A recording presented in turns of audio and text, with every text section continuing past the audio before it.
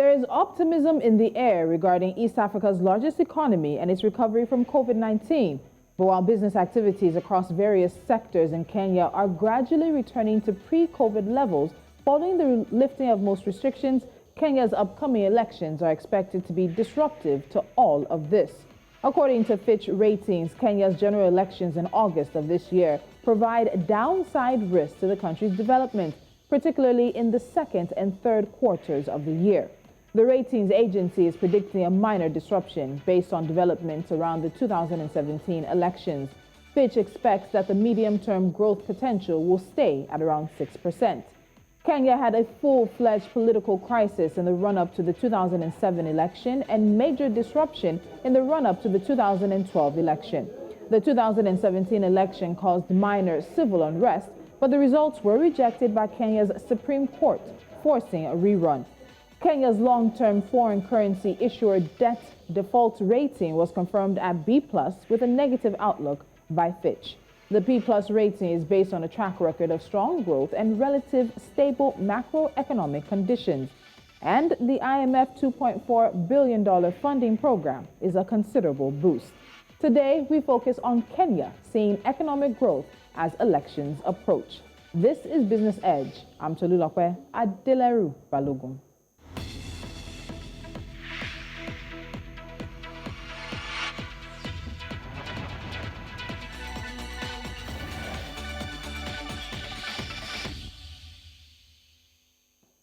And joining me from Nairobi, Kenya is Dr. Iraki, Economist and Associate Professor of Economics and Business Administration at the University of Nairobi. Dr. Iraki, welcome to Business Edge once again. Thank you so much for joining me. Hello, good morning, although it's afternoon in Kenya.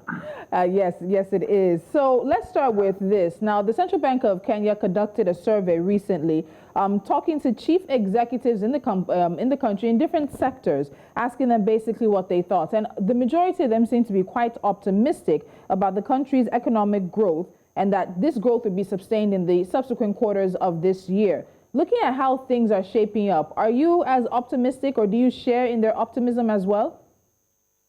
I'm even more optimistic than them for a number of reasons. For one, I have seen Kenyans take up COVID-19 vaccination more than expected. And with more vaccination, then we expect things to go back to normal. Number two, we are finding that the run-up to the polls in August this year is probably more peaceful than we had expected.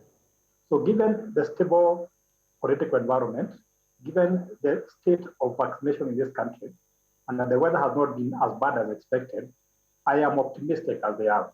And number three, if you look at the profits our banks reported this year after a bit of post-COVID recovery, there's a reason to be optimistic. So you've given your reasons, and a lot of them had the optimism centering around the easing of the COVID-19 containment measures. And you talked about, of course, Kenyans stepping up to take the vaccinations, the continued government spending on infrastructure, even anticipated favorable weather conditions and continued recovery from the effects of the pandemic. Let's quickly look at that anticipated favorable weather conditions. Kenya has had a really tough 2.5 years when it comes to the issues surrounding drought and the locust invasion, particularly for these weather conditions for such an agricultural dependent economy that exports a lot. What are we looking at? What trends are giving us some comforts that things are going to change? Yeah, according to the latest weather forecast, we expect the rain to start falling maybe at the end of this month or the middle of this month. And if the rain falls, then we have very good harvest and the price of food goes down. And food is a very important economic factor when you consider that about a quarter of Kenya's GDP comes from agriculture. So when food is doing very well, when there is very good rain, then the economy does very well. The other factors that are counterbalanced by good rain would be things like the rise in petrol prices because of the crisis in Ukraine and because of the post-COVID recovery. So we are looking at weather, and if the weather comes out well, then we are likely to be happy. We had a problem with locusts, but I don't think there's any forecast of another locust crisis. The only other problem we may face is probably the problem of fertilizer, whose prices are going to go up because of disruption in supply chains resulting from the crisis in Ukraine. But that one we can hardly wait alone, as the government has started giving farmers subsidized price so that they can plant in time. and we get the food we expect to feed the hungry nation.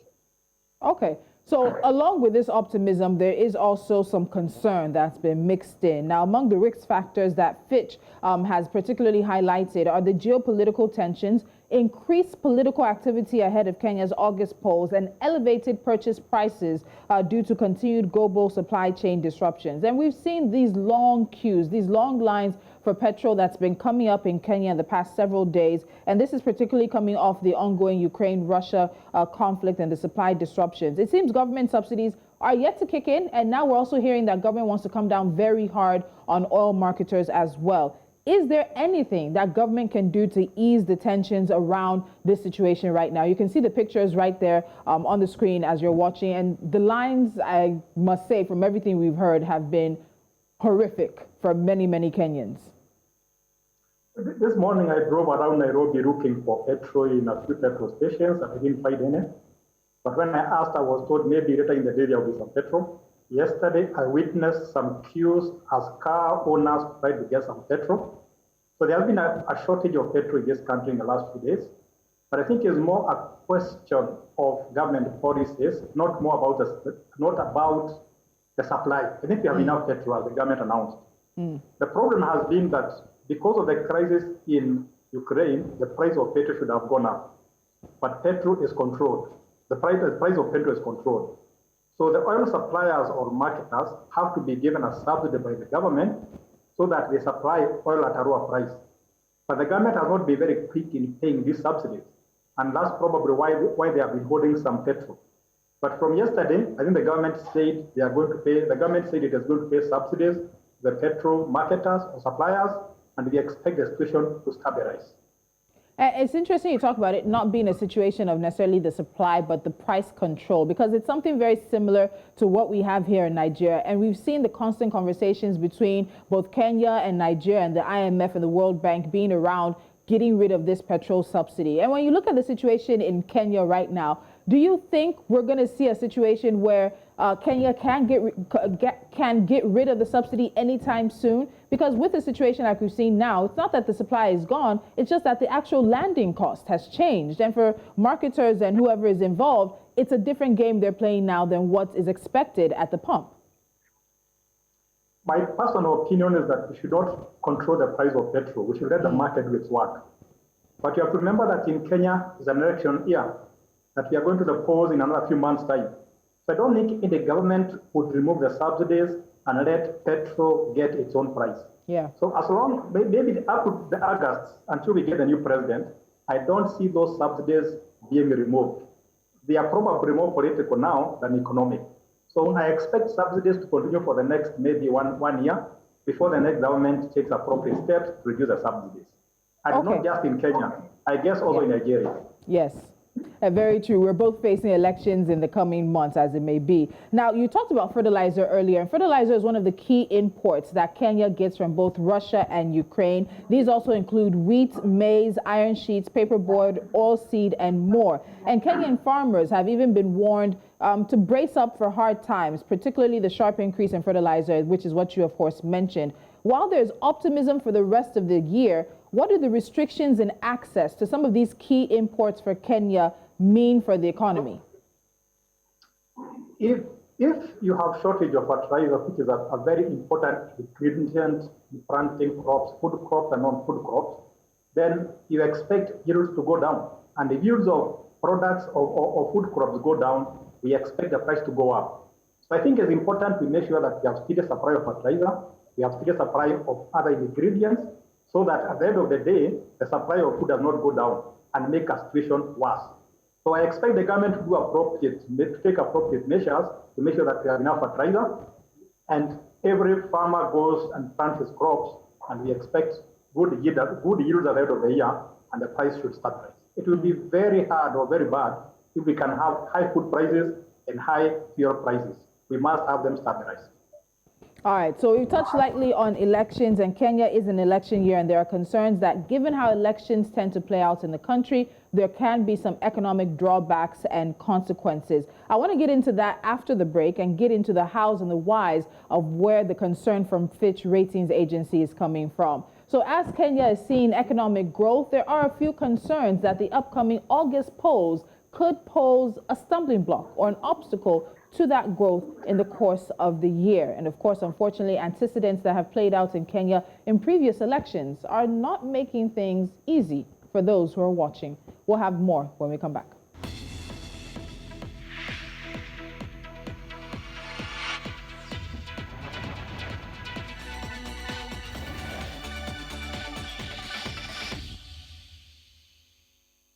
Still with me is Dr. XN Iraki, economist and associate professor of economics and business administration at the University of Nairobi. Now, Dr. Iraki, the Central Bank of Kenya's survey showed that many chief executives are optimistic of a post-election boom. But ratings agency Fitch says that the elections could actually create a drawback for the economy. The agency has a negative outlook for Kenya, which comes from uncertainty over the fiscal consolidation plan and the risk posed by the August 9th polls in the country's post-pandemic economic recovery. So, in your estimation, do we need to be concerned as to how the August elections could impact Kenya's economic recovery? I think Fitch conclusion about Kenya's economic prospects is probably based on what happened in 2017 or what happened in 2007. But if you remember from 2007 up to now, we have had a new constitution. And I think that constitution has done a lot in taming Kenya's political environment. So with the current environment, with the current political environment, with the current constitution, and with what Kenyans have learned from 2007 and 2017, I expect peaceful elections. And by extension, I don't expect a very negative impact on the economy. If you look at the two presidential candidates, you listen to what they are saying in their political rallies. They are all talking about economics and how the economy should be safeguarded against such wild swings. So I share the optimism that we are going to have very good economic prospects despite election this year. Okay, so we know a lot of times elections all over the world, they tend to come down to the economy. How much money people have in their pockets, how much money they can spend, how much value they get for their money and the work that they're doing. But we also see that across the continent, elections in Africa tend to almost stall a lot of government activity towards infrastructural spending or even negatively impact economic activity. Why do you think we seem to have that correlation when it comes to elections on the continent and economic activity every time there's an election year coming up? Whether it's Nigeria or it's Kenya or it's even South Africa, we sort of see that lack of activity come about because elections are coming. I think it will take a long time before democracy becomes entrenched in Africa, before we see it as a part of life. But in most African countries, we see elections as a matter of right and death, that somebody must win and somebody must lose. We need to learn how to negotiate so that elections come and go, but the economy remains. So I think we have a long way to go in Africa before we start seeing that democracy and voting are not things that just interrupt our lives, but are part of our lives. And maybe one thing we need to do is to learn from Americans and other Western countries that hold elections not just after 5 years, but regularly, so that people see it as a part of their life. And I think it will be a very good culture because alternative democracy is worse. But I'm very happy that in African countries, people are now seeing the interconnection between going to the polls, voting, and economic growth. And that's very good. That's very positive news. It is. All right, so let's talk about Fitch again. So while Fitch has given Kenya a negative outlook, it did affirm Kenya's long-term foreign currency issuer default rating at B+. Now, this is supported by a record of solid growth and relative microeconomic stability. So what does that IDR at B+ mean for Kenya right now? I think the Fitch rating is very good news for Kenya because it is simply telling us that our economy has come of age. We can be able to stand up against we can now stand up against shocks, election being nullified, post-election violence, the crisis in Ukraine, the COVID crisis. So our economy is becoming more resilient and able to withstand shocks, both internal and external. And we need to build on that momentum so that our economy grows faster and more Kenyans enjoy high standards of living. All right, finally, before I let you go today, Fitch also issued a warning about Kenyan banks. I know you mentioned the banking sector earlier, and it said that their profitability could be at risk coming back once again to the Ukraine crisis, that if this crisis continues, the profitability of Kenyan banks could be at risk, and these issues are connected to second-order risks to the bank's operating environment and high loan repayment defaults. What do you think of that assessment? Could Kenyan banks actually really be at risk because of the Ukraine crisis? When I walk around the streets of Nairobi or when I talk to my friends, they are not talking much about what's happening in Ukraine. But the truth is, we are being affected by the crisis in Ukraine because of the rise in oil prices. And if oil prices go up in Kenya, then eventually that is going to be felt by everybody in the economy. The cost of doing business is going to go up. And if the cost of doing business goes up, then we expect banks, we expect other institutions to record low profits.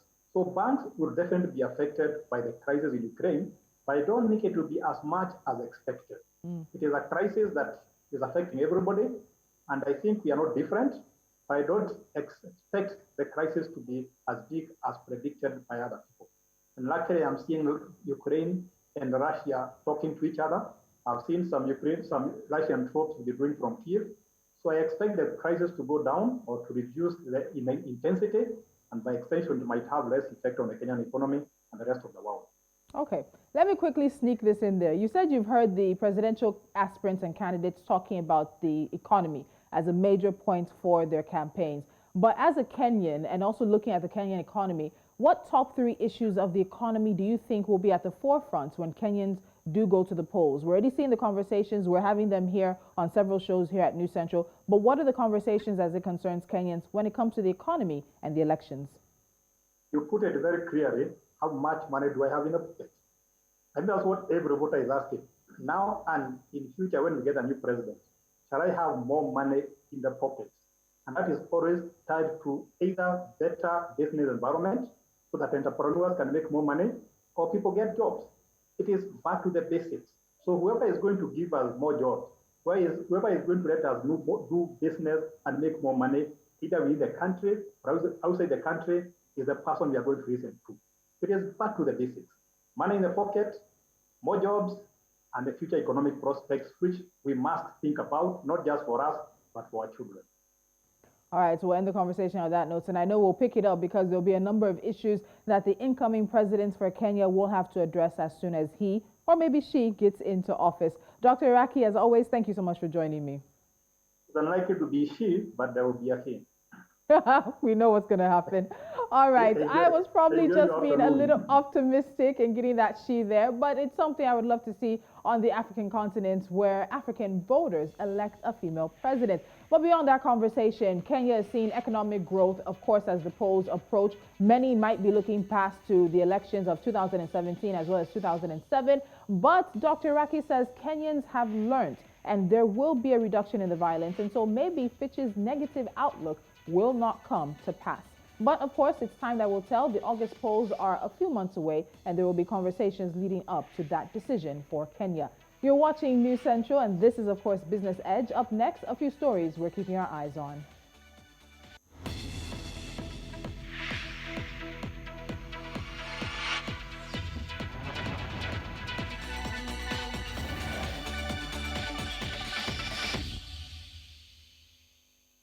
And NC4 to watch starts in Kenya, where we just left off from our major conversation. Now, Kenya's President Uhuru Kenyatta has signed into law 5 parliamentary bills, among them the 2022 Supplementary Appropriation Bill. Now, this unlocks a total of 139 billion Kenyan shillings in exchequer funds for use in drought-related interventions, security operations, election preparedness, field stabilization, and settlement of pending bills, among other pressing public needs. And still in Kenya, the government says it will fine fuel marketers accused of hoarding petrol and diesel as it released 8.2 billion shillings of subsidy arrears to petrol retailers to ease nationwide fuel shortage and forestall a crisis. Petroleum Principal Secretary Andrew Kamu says that investigations into the shortage were being finalized, setting the stage for financial penalties and license withdrawals. And the East to the west now, the Central Bank of Nigeria has advised Nigerians to shun unlicensed financial operators offering mouth-watering returns on investments. Many Nigerians have fallen victims to such firms that offer up to 100% return on investments to unsuspecting people. The firms are usually online with no physical office and disappear after receiving the investment sums from hundreds of victims. And finally, South Africa's sugarcane growers say the announcement by the finance minister of a 12-month delay in the sugar tax increase provides a welcome reprieve for South Africa's small-scale growers. The increase, which was due to come into effect on Monday, was set to see the sugar tax surge from 2.21 to 2.31% per gram of sugar, as announced by the minister in his budget speech in February. And those are a few stories we're watching to see how they develop across the continent today. Don't forget to stay with us throughout the day, 24 hours a day, 7 days a week, right here on News Central. We put Africa first. And on Business Edge, it's African economy, African finance, and African business, Monday through Friday for you at 11 a.m. West African time. I'm Tolulope, Adeleru Balogun. I'll see you again soon.